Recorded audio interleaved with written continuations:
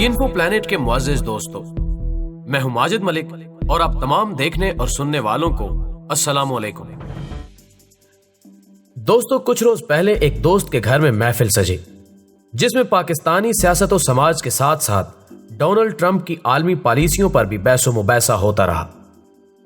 इल्म फिक्र से मुज़य्यन नशिस्त के दौरान प्रभुदासी नजरिए पर भी बहस की गई। इस हवाले से दोस्तों ने भारत को शदीद तनकीद का निशाना बनाया। गुफ्तगू के दौरान कहा गया कि रोशन और सेकुलर भारत में लाखों की तादाद में ऐसी बच्चियां भी हैं जिन्हें प्रभुदासियां कहा जाता है, जो खौफनाक जिंदगी गुजारने पर मजबूर हैं। महफिल बर्खास्त हो गई, मैं घर पहुंच चुका था, लेकिन लफ्ज प्रभुदासी अब भी मेरा ताक़ुब करता नजर आया। ये लफ्ज शायद मेरे जहन में इसलिए अटक गया था कि मैंने आज तक इसके बारे में कभी भी नहीं सुना था। घर पहुंचते ही मैंने सोचा क्यों ना प्रभुदासियों के बारे में तहकीक की जाए और देखा जाए कि असल में ये रिवायत क्या है और सेकुलर भारत क्यों इस हवाले से दुनिया भर में बदनाम हो रहा है। रिसर्च शुरू की, कुछ मुताला किया तो परेशानी की कैफियत का शिकार हो गया कि दुनिया की सबसे बड़ी जमहूरियत में लड़कियों के साथ किस तरह का जुल्म सितम हो रहा है। वो मुल्क जहां बॉलीवुड है, हर साल सैकड़ों फिल्में बनती हैं, जमहूरियत का बोलबाला है, शाइनिंग और इनक्रेडिबल इंडिया के नारे लगते हैं, वहां इंसानियत के साथ ये क्या हो रहा है। प्रभुदासी नामी रिवायत पढ़कर एक लम्हे के लिए मेरे पैरों तले से जमीन निकल गई। मेरी आंखों में आंसू थे। सोचकर कांप रहा था कि या अल्लाह तेरा शुक्र है कि मैं पाकिस्तान में पैदा हुआ। नाम नेहाद सेकुलर भारत खवातीन के लिए गैर महफूज मुल्कों में से एक है। आज की वीडियो में आपको इंडिया के इस रूप के बारे में बताएंगे जो आपके लिए बायसे हैरत होंगे और भारत का असली और मकरूज चेहरा आपको नजर आएगा, जो खुद न सिर्फ इंडिया के लोगों के लिए शर्मिंदगी का बायस है बल्कि डूब मरने के लिए भी काफी है। नाज़रीन, भारत में खवातीन और लड़कियों के लिए नॉर्मल अंदाज में जिंदगी गुजारना खतरनाक ही नहीं बल्कि खौफनाक भी है।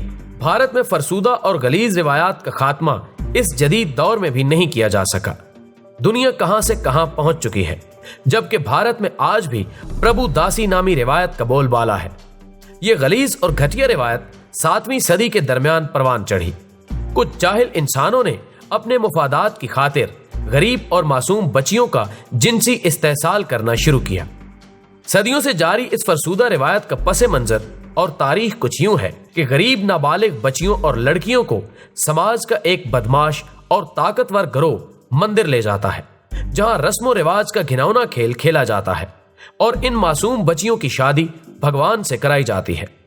गरीब वालिदैन को पैसे भी दिए जाते हैं और साथ कहा जाता है कि उनकी बच्चियां मुकद्दस काम के लिए चुनी गई हैं। वालिदैन भी खुशी खुशी इन बच्चियों को घटिया लोगों के सुपुर्द कर देते हैं। इनकी शादी भगवान से करा दी जाती है, जिसे पुटो काटो कहा जाता है। बच्चियां ये समझती हैं कि वो कोई पाकीज़ा काम करने जा रही हैं, इसलिए शुरू शुरू में वो खुश होती हैं।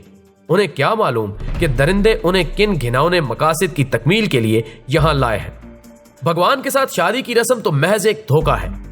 भगवान से शादी का झांसा देकर इन बच्चियों को सेक्स वर्कर्स के तौर पर इस्तेमाल किया जाता है। इनके जिस्मों की खरीदो फरोख्त की जाती है। मंदिर के नाम पर इन बच्चियों से जिनसी ज्यादती होती है। मंदिर का हिस्सा बनने के बाद माँ बाप का घर इनके लिए हराम हो जाता है। जब ये बच्चियां उधेड़ उम्र को पहुंच जाती हैं तो फिर उन्हें मंदिर से बेदखल कर दिया जाता है। अब गलियां सड़कें इनका मुकद्दर होती हैं और इसी बदतरीन सूरत हाल का शिकार होकर ये खवातीन मर जाती हैं। देवदासी बच्चियों को शुरू शुरू में ये तलकीन की जाती है कि जो मर्द उनके साथ हम बिस्तरी करे वो उस मर्द को हर सूरत खुश करे, इसलिए ये बच्चियां रजामंदी से मर्दों के साथ हम बिस्तरी करती हैं। साथ ये भी कहा जाता है कि जो बच्ची गैर मर्द के साथ हम बिस्तरी नहीं करेगी, भगवान उससे नाराज हो जाएगा और वो नरक में जाएगी।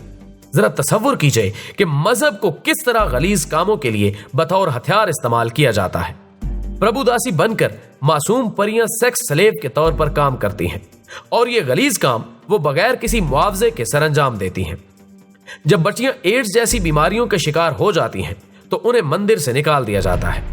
इसके बाद वो गलियों और सड़कों पर भीख मांगकर जिंदगी गुजारने पर मजबूर होती हैं। तहकीककार सारा हैसिस बताती हैं कि उन्होंने भारतीय रियासत कर्नाटका में 2 साल ऐसी खवातीन के हालात जानने में गुजारे कि जिन्हें भगवान के नाम पर जिस्म फरोशी पर लगा दिया गया था। سارا کہتی ہیں کہ 2008 میں ان کا پہلی دفعہ دیوداسی کہلانے والی خواتین کے ساتھ آمنا سامنا ہوا۔ یہ خواتین عام جسم فروش خواتین سے خاصی مختلف نظر آتی ہیں۔ یہ مذہبی روپ میں نظر آتی ہیں، رنگ برنگے لباس پہنتی ہیں اور زیورات کا استعمال بھی کرتی ہیں، لیکن بدقسمتی سے گاہکوں کے لیے ان میں اور عام جسم فروش خواتین میں کوئی فرق نہیں ہوتا۔ صرف ریاست کرناٹکا میں ایسی ہی خواتین کی تعداد 23,000 سے زائد ہے، جنہیں ان کے اپنے گھر والوں نے ہی دیوداسیاں بنانے کے لیے مندروں اور پروہتوں کو بیچ دیا، جو ان سے شرمناک دھندا کروا رہے تھے۔ سارا کہتی ہیں کہ اگر تاریخ کا جائزہ لیا جائے تو پتہ چلتا ہے کہ یہ شرمناک روایت 14 سے 1500 سال پرانی ہے، جب قدیم بھارت میں لوگ اپنی نو عمر لڑکیوں کو افزائش نسل کی دیوی یلاما سے منسوب کر کے مندروں میں چھوڑ دیا کرتے تھے۔ ابتدائی دور میں یہ دیوداسیاں عموماً مندروں کی دیکھ بھال کیا کرتی تھیں اور مذہبی رسومات میں شرکت کیا کرتی تھیں۔ بعد ازاں ان میں گانے بجانے اور امراء اور نوابوں کی تفریح طبع کا اہتمام کرنے کا رواج بھی عام ہونے لگا۔ چند صدیوں بعد یہ مذہبی روایت اس قدر زوال پذیر ہو گئی کہ دیوداسیوں کا ہندو مت کی عبادت اور رسومات سے تعلق تقریباً ختم ہو گیا اور یہ محض جسم فروش خواتین بن کر رہ گئیں۔ آج بھی بھارت کے طول و عرض میں غریب خاندان جانتے بوجھتے ہوئے اپنی بچیوں کو دیوداسیاں بنانے کے لیے فروخت کر دیتے ہیں اور پھر ان کی تمام عمر ہوس پرستوں کی تفریح طبع کا سامان بنتے ہوئے گزر جاتی ہے۔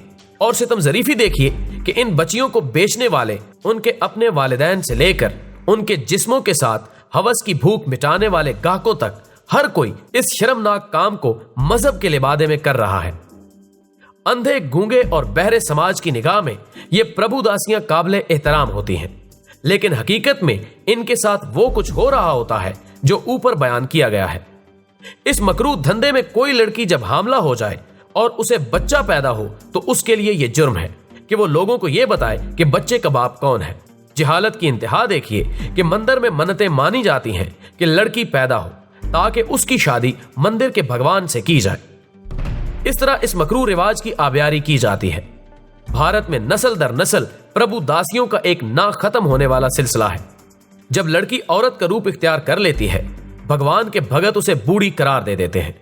بیشتر دیوداسیاں ایڈز جیسے موذی مرض کا شکار ہو کر مر جاتی ہیں۔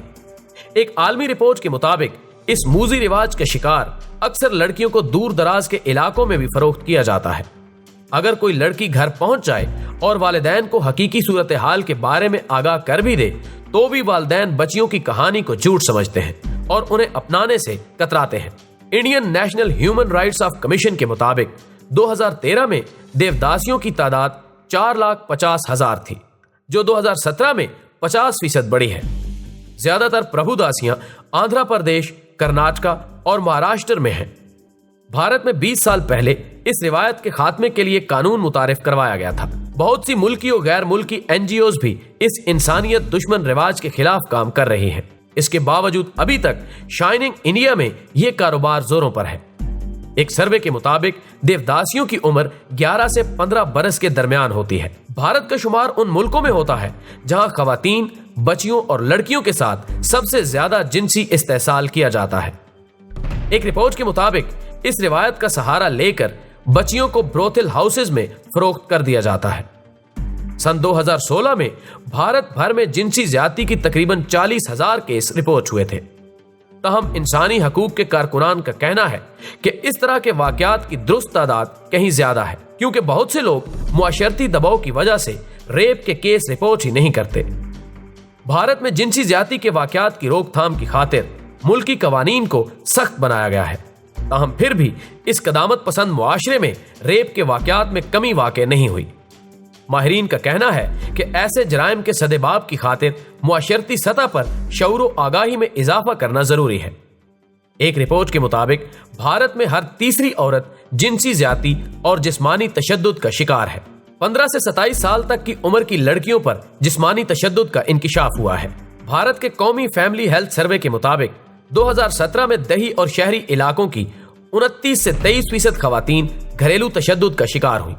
سروے کے مطابق شادی شدہ 31% خواتین کو ان کے شوہر نے تشدد کا نشانہ بنایا، جبکہ 56 سے 15% غیر شادی شدہ خواتین پر ان کے بھائی، سوتیلے باپ، سوتیلی ماں اور اساتذہ نے تشدد کیا۔